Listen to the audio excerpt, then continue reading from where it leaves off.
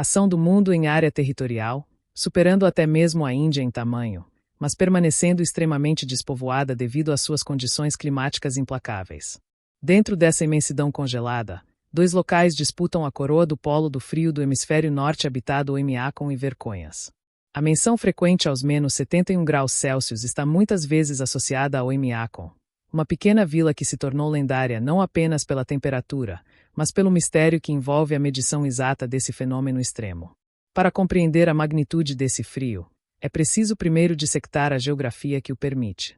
Oemiakon não está localizada no topo do mundo, perto do polo norte geográfico, como muitos poderiam supor intuitivamente. Em vez disso, situa-se no leste da Sibéria, em um vale rodeado por montanhas que atuam como uma armadilha natural para o ar frio. A latitude é alta, aproximadamente 63 graus norte, o que garante invernos longos e escuros, mas não é a latitude por si só que cria o recorde. O segredo reside na topografia de bacia. O ar frio é mais denso que o ar quente, e durante a noite polar, que pode durar semanas sem o nascer do sol, o solo perde calor rapidamente através da radiação infravermelha para o espaço. Sem a cobertura de nuvens para reter esse calor, e sem o sol para reaquecer a superfície, o chão esfria drasticamente. Esse ar resfriado desce das encostas das montanhas circundantes e acumula-se no fundo do vale, como água preenchendo um recipiente. Esse fenômeno, conhecido como inversão térmica, cria uma camada de ar estagnado onde as temperaturas podem cair a níveis que não são observados em nenhuma outra parte do planeta habitado. A história da medição desses recordes é tão fascinante quanto o frio em si. O recorde mais frequentemente citado para Oemiakon é de menos 67,7 graus Celsius, medido em 6 de fevereiro de 1933. No entanto, há relatos e dados não oficiais que sugerem temperaturas ainda mais baixas, chegando aos famosos menos 71,2 graus Celsius em 1924. A confiabilidade desses números antigos é frequentemente debatida na comunidade meteorológica internacional. Naquela época, os instrumentos de medição não possuíam a precisão digital dos sensores modernos. Os termômetros de mercúrio, padrão na época, congelam a menos 39 graus Celsius, tornando-se inúteis para essas extremidades. Portanto, os meteorologistas soviéticos precisavam utilizar termômetros de álcool ou outros líquidos com pontos de congelamento mais baixos, e a leitura manual em tais condições apresentava riscos enormes para o observador humano.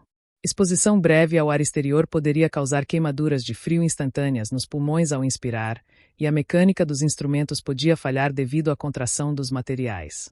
A Organização Meteorológica Mundial, OMM, mantém registros rigorosos, e a validação de tais extremos históricos requer uma auditoria cuidadosa dos logs originais, das condições do abrigo meteorológico e da calibração dos equipamentos utilizados nas décadas de 1920 e 1930.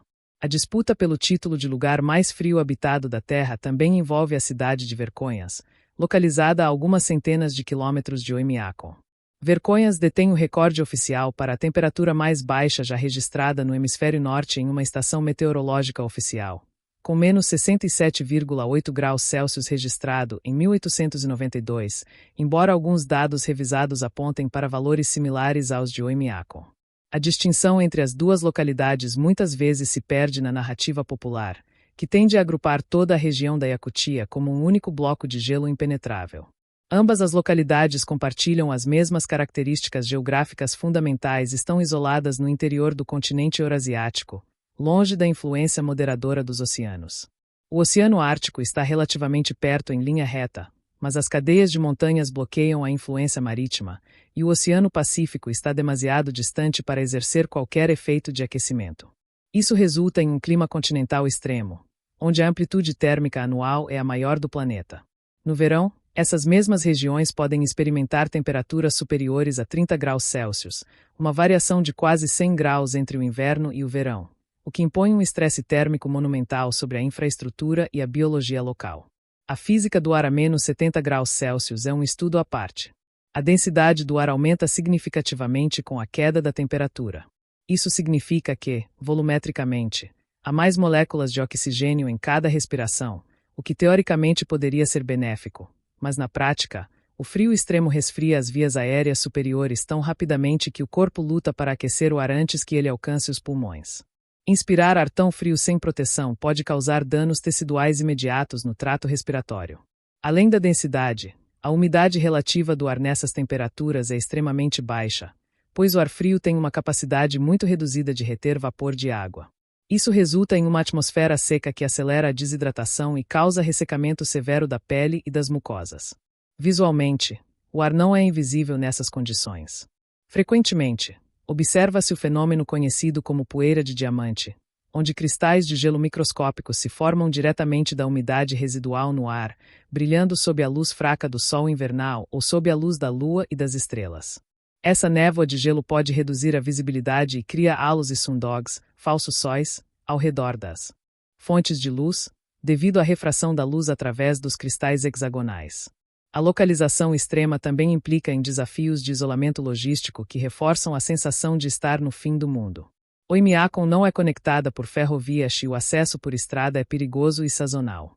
Durante o inverno, a rodovia de Colima, também conhecida como Rodovia dos Ossos devido às histórias sombrias de sua construção por prisioneiros do Gulag sob o regime de Stalin, torna-se a principal via de acesso, mas mesmo ela é traiçoeira. No verão, a mesma estrada transforma-se em lamaçal devido ao degelo do permafrost superficial, um fenômeno conhecido como Rasputitsa, que pode impedir a passagem de veículos por semanas. O aeroporto local é pequeno e os voos são frequentemente cancelados devido às condições meteorológicas, deixando a vila completamente isolada do mundo exterior.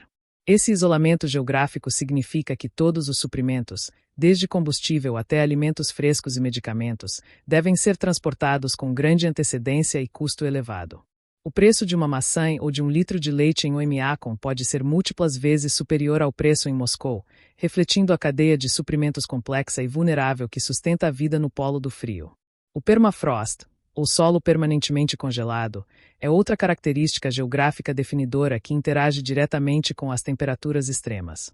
Em Oymyakon, a camada ativa do solo, que descongela no verão, é muito rasa, e abaixo dela o chão permanece congelado o ano todo, atingindo profundidades de centenas de metros.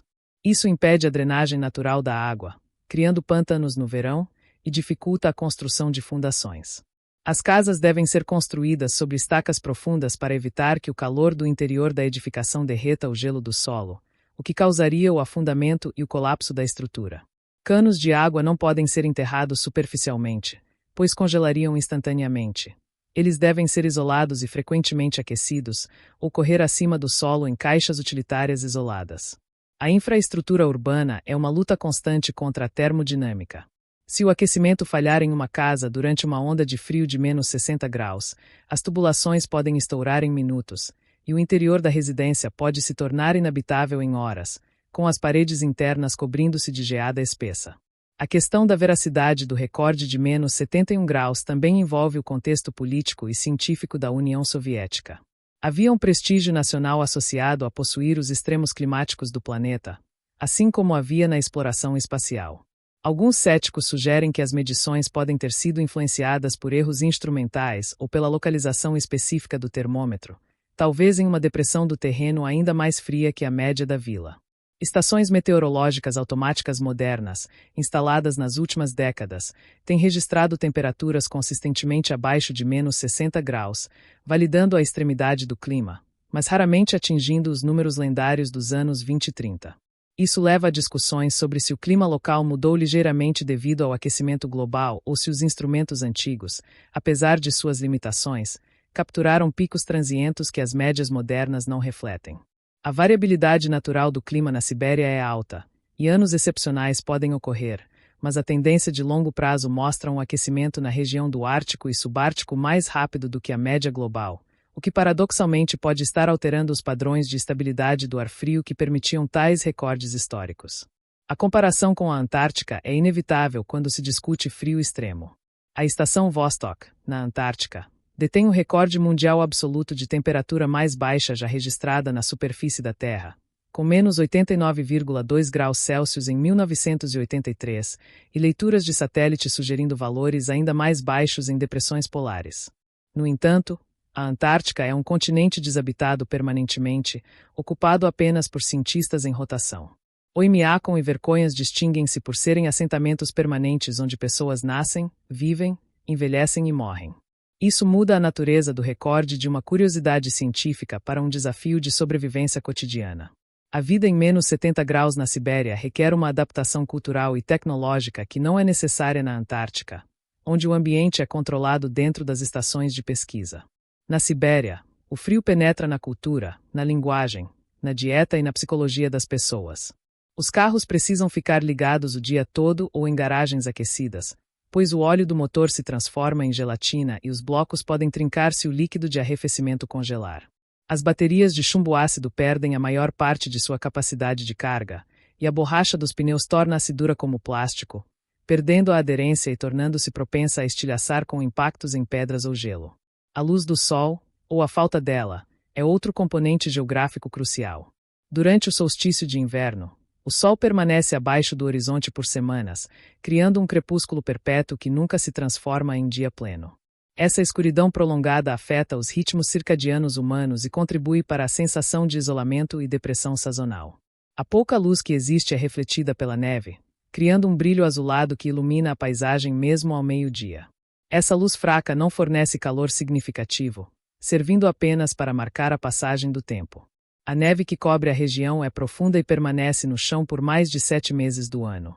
Sua alta albedo, ou capacidade de refletir a luz solar, contribui para o resfriamento adicional da região, pois a energia solar que poderia aquecer o solo é devolvida à atmosfera. Esse ciclo de feedback positivo mantém o frio travado no lugar até que a inclinação da Terra mude suficientemente para permitir que os raios solares atinjam o vale com mais intensidade na primavera. A pressão atmosférica na região também desempenha um papel. O frio extremo está frequentemente associado a sistemas de alta pressão estacionários, conhecidos como o Alta Siberiano. Nesse sistema, o ar desce, comprime-se e aquece ligeiramente em altitude, mas na superfície, a falta de nuvens permite a perda de calor. A alta pressão suprime a formação de nuvens e precipitação, resultando em invernos surpreendentemente secos em termos de queda de neve, apesar da cobertura nevada existente. O vento, paradoxalmente, pode não ser forte durante os picos de frio. O vento forte misturaria o ar e traria ar menos frio de altitudes superiores ou regiões vizinhas. O frio mais intenso ocorre frequentemente em noites calmas e claras, onde a radiação de calor para o espaço é máxima e não há turbulência para interromper a camada de ar gelado no fundo do vale. No entanto, quando o vento sopra nessas temperaturas, o efeito de resfriamento pelo vento, wind chill, pode fazer com que a temperatura percebida pela pele humana caia para níveis ainda mais perigosos, acelerando o início da hipotermia e das queimaduras de frio. A exploração e o mapeamento dessa região foram feitos tardiamente na história humana devido a essas barreiras naturais. Os cossacos russos chegaram à área no século XVII em busca de peles, mas o estabelecimento de assentamentos permanentes foi lento e doloroso. O nome Oymyakon tem origens disputadas, algumas sugerindo que significa água não congelante devido a uma fonte termal próxima, o que é irônico dado o contexto de frio extremo. Essa fonte permitia que o gado bebesse água líquida mesmo no auge do inverno, sendo um fator crucial para a sobrevivência dos criadores de cavalos e renas que habitavam a região antes da industrialização soviética. A presença de água líquida em meio ao congelamento total é um lembrete das complexidades geotérmicas e hidrológicas que coexistem com o frio atmosférico. O rio Indigirka, que passa perto de Oymyakon, congela até o fundo em alguns treitos rasos, permitindo que veículos dirijam sobre ele, mas em partes mais profundas, a água flui sob uma espessa camada de gelo que pode atingir vários metros de espessura. A pesca nesse rio requer o corte de buracos no gelo, e os peixes extraídos congelam quase instantaneamente ao serem puxados para a superfície, tornando-se duros como pedras em minutos. A ciência moderna continua a monitorar a região com satélites e estações terrestres atualizadas, buscando entender como as mudanças climáticas globais estão afetando esse reduto de frio. Embora o Ártico esteja aquecendo mais rápido do que qualquer outro lugar, o interior da Sibéria mantém sua capacidade de gerar frio extremo, embora a frequência e a duração desses eventos possam estar mudando. O degelo do permafrost é uma preocupação maior do que a variação da temperatura do ar no inverno, pois libera gases de efeito estufa armazenados e destabiliza o solo. No entanto, para o propósito de entender o recorde histórico, o foco permanece nas condições que permitiram que o termômetro descesse até os limites da escala convencional. A medição de temperaturas tão baixas exige cuidados especiais, como o uso de abrigos meteorológicos duplos para evitar a radiação direta mesmo do sol baixo, e a verificação frequente para garantir que o sensor não esteja sendo afetado pelo calor residual dos equipamentos eletrônicos próximos. Cada grau abaixo de -50 é uma conquista da instrumentação e um testemunho da hostilidade do ambiente.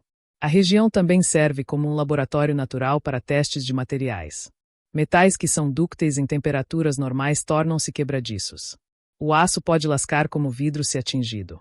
Lubrificantes convencionais solidificam, exigindo formulações sintéticas especiais para qualquer maquinaria que opere ao ar livre.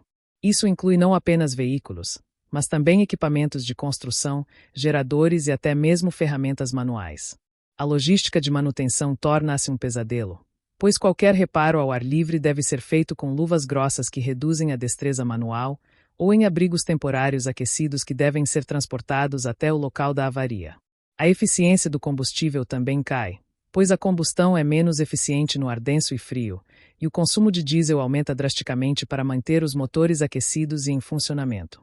O planejamento para uma viagem de caminhão de algumas centenas de quilômetros envolve cálculos precisos de consumo de combustível, margens de segurança para aquecedores auxiliares e equipamentos de sobrevivência caso o veículo pare.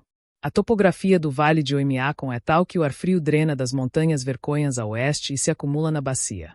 A elevação da vila é de aproximadamente 750 metros acima do nível do mar, o que não é extremamente alto, mas suficiente para contribuir para o resfriamento adiabático em combinação com a radiação noturna. A ausência de grandes massas de água próximas é fundamental. Lagos e rios grandes liberam calor armazenado durante o inverno, moderando as temperaturas nas suas margens. Em Oimiakon, os corpos d'água são pequenos ou congelam completamente, eliminando essa fonte de calor latente. A vegetação é composta, principalmente por taiga, florestas de coníferas como o larício siberiano, que é uma das poucas árvores capazes de suportar tais temperaturas. Essas árvores perdem suas agulhas no inverno para reduzir a perda de água e o dano pelo frio, apearem como esqueletos cinzentos na paisagem branca. A ausência de folhas permite que o vento passe através da floresta sem resistência, mas também permite que o calor do solo escape mais facilmente através da copa das árvores, contribuindo para o resfriamento da superfície abaixo. A medição contínua dessas temperaturas extremas gera dados valiosos para a climatologia global. Modelos computacionais que prevêem o clima futuro precisam ser calibrados com dados de extremos para garantir que possam simular corretamente os cenários de pior caso. Se um modelo não consegue replicar o frio de Oimiakon, sua precisão para prever ondas de frio em outras partes do mundo pode ser comprometida. Portanto, manter estações operacionais nessas localidades remotas é uma prioridade científica, apesar dos custos elevados e das dificuldades logísticas. Os observadores meteorológicos que trabalham nessas estações são indivíduos altamente especializados, acostumados a trabalhar em condições que incapacitariam a maioria das pessoas. Eles realizam leituras várias vezes ao dia, muitas vezes tendo que caminhar até os instrumentos ao ar livre, onde o tempo de exposição deve ser minimizado para evitar lesões. Os registros são digitados em computadores que devem ser mantidos em ambientes aquecidos, pois a eletrônica falha rapidamente no frio extremo, com condensação formando-se nos circuitos se um dispositivo frio for trazido para um ambiente quente sem aclimatação adequada. A história geológica da região também influencia o clima atual. As montanhas que cercam o vale foram formadas por processos tectônicos antigos e erosionadas pelo gelo e pelo vento ao longo de milênios. A forma da bacia foi esculpida parcialmente pela ação de geleiras no passado distante e pelo fluxo dos rios. Essa conformação geológica antiga é o que permite a armadilha de frio moderna. Sem essas barreiras montanhosas, o vento circulante misturaria a atmosfera e as temperaturas não cairiam tanto. É um exemplo perfeito de como a geografia física dita o clima local de maneira absoluta. A rocha subjacente, composta frequentemente por granito e outros materiais resistentes, conduz o calor de maneira diferente do solo solto, afetando a taxa de resfriamento da superfície. A presença de minerais no solo também pode afetar a cor da neve e a absorção de luz, embora esse efeito seja menor comparado à duração da noite e à cobertura de nuvens. A interação entre a litosfera, a atmosfera e a criosfera nessa região é um sistema acoplado complexo que os cientistas continuam a estudar para como as habitações e infraestruturas resistem ao congelamento. Construir e manter habitações e infraestruturas em um ambiente onde as temperaturas mergulham regularmente abaixo de -60 °C e podem atingir historicamente os -71 °C não é apenas uma questão de engenharia civil, mas uma batalha constante contra as leis. Fundamentais da termodinâmica e da física dos materiais. Na região de Oymyakon e em toda a República de Sakha, a arquitetura não é definida pela estética, mas exclusivamente pela sobrevivência. Cada decisão de design, desde a profundidade das fundações até o tipo de maçaneta utilizada nas portas, é ditada pela necessidade de impedir que o calor interno escape e que o frio externo penetre, ao mesmo tempo em que se lida com o desafio único de construir sobre o permafrost, o solo permanentemente congelado que constitui a base geológica de toda a região. A interação entre a estrutura construída pelo homem e o chão gelado é delicada e perigosa. Se uma casa for construída diretamente sobre o solo sem as devidas precauções, o calor emanado pela habitação derreterá a camada superior do permafrost, transformando o chão sólido em lama instável, o que levará ao afundamento desigual da estrutura e, eventualmente, ao seu colapso catastrófico. Para mitigar esse risco, as fundações das edificações em Oymyakon e Verkhoyansk utilizam um sistema de estacas profundas, conhecidas localmente como svai. Essas estacas são cravadas no solo a profundidades que variam entre 2 a 5 metros, dependendo do tamanho e do peso da construção, atravessando a camada ativa que descongela no verão e ancorando-se firmemente no permafrost permanente que permanece sólido o ano todo. No entanto, mesmo essas estacas representam um risco térmico, pois podem conduzir calor do edifício para o solo. Para combater isso, a engenharia moderna na Sibéria emprega tubos termosifão nas fundações. Esses dispositivos passivos contêm um refrigerante que absorve o calor da base do edifício e o libera para o ar frio acima do solo durante o inverno, efetivamente resfriando o solo ao redor das estacas e garantindo que ele permaneça congelado e estável. Durante o verão, o líquido no termosifão não circula, impedindo que o calor do ar quente seja transferido para o solo congelado. Esse sistema de estabilização térmica é crucial para prédios de apartamentos de vários andares, escolas e hospitais, onde o peso da estrutura é significativo e qualquer movimento do solo poderia causar rachaduras estruturais graves. As paredes das habitações são projetadas como barreiras térmicas massivas. Em construções tradicionais de madeira, ainda comuns nas áreas rurais e entre as populações indígenas, utilizam-se troncos de larício siberiano, uma madeira extremamente densa e